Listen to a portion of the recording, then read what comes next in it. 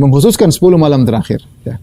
Dalam hadis, Aisyah radhiyallahu anha berkata, "Kana Nabi sallallahu alaihi wasallam idza dakhala al-ashr syadda mi'zarahu." Adalah Rasulullah SAW kalau masuk 10 malam terakhir dia kencangkan ikatan sarungnya. Itu maksudnya beliau tidak menggauli istri-istrinya.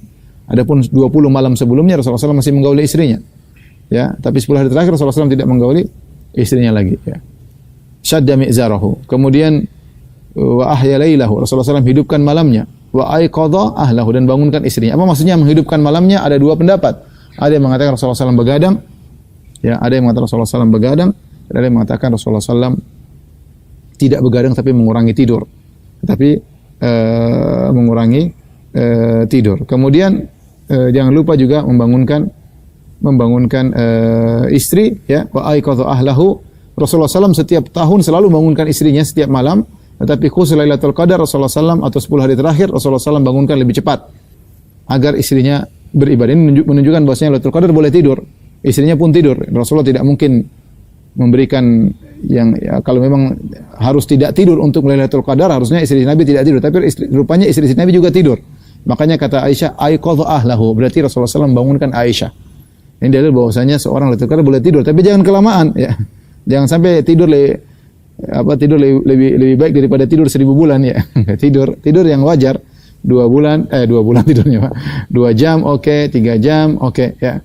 Nah, tapi lebih daripada itu jangan. Kita berusaha untuk beribadah, minum kopi kayak apa kayak, yang penting semangat untuk beribadah, ya. Di antaranya ibadah yang bisa kita lakukan, ya, di antaranya baca Al-Qur'an, kemudian salat malam, ya.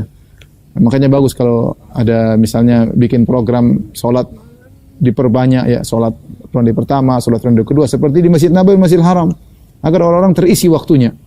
Mereka jam 1 harus bangun untuk salat sampai jam 3 misalnya, habis itu sudah siap-siap sahur, sehingga waktu mereka terpaksa untuk dihabiskan untuk beribadah kepada Allah Subhanahu wa taala.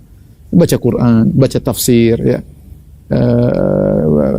Bersedekah. Kalau sekarang bersedekah sangat mudah, meskipun kita di masjid kita bisa buka ATM banking, kemudian kita bisa kirim sedekah kepada orang yang hendak kita sedekahi, beri hadiah. Banyak ibadah yang bisa kita lakukan, terutama malam-malam ganjil. Intinya,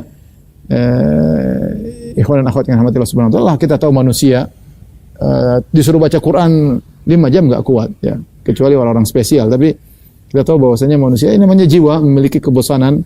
Maka Allah Subhanahu wa taala memberikan berbagai macam model ibadah. Lakukan ibadah apa saja, ya, yang bisa kita lakukan di malam-malam tersebut, baik yang i'tikaf maupun yang tidak i'tikaf, ya.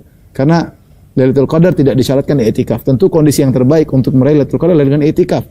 Tapi jika tidak i'tikaf tidak jadi masalah, ya. Karena tidak harus, ya. Tetapi intinya jangan sampai di malam-malam tersebut ada waktu-waktu yang terbuang.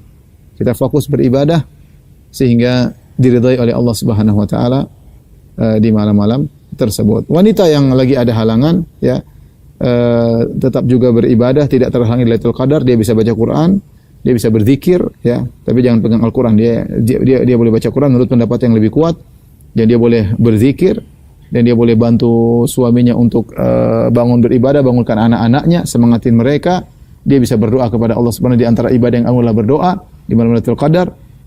Bahkan sebagian salaf mengutamakan doa daripada yang lainnya, ya, karena doa di malam Lailatul Qadar sangat mudah dikabulkan, ya. Dan doa yang sangat agung adalah Allahumma innaka afuwun tuhibbul afwa fa'fu anni.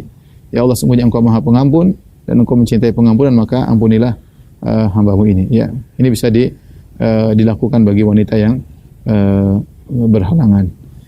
Inilah mungkin ikhwan dan akhwat yang dirahmati Allah Subhanahu wa taala yang bisa saya sampaikan pada kesempatan kali ini. Ya, semoga Allah mudahkan kita semua untuk meraih Lailatul Qadar.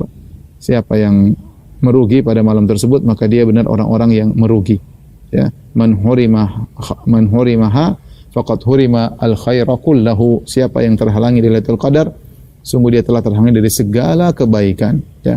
Wala yuhramaha illa mahrum, dan tidak terhalangi Lailatul Qadar kecuali orang yang benar-benar merugi. Wallahu a'lam bishawab.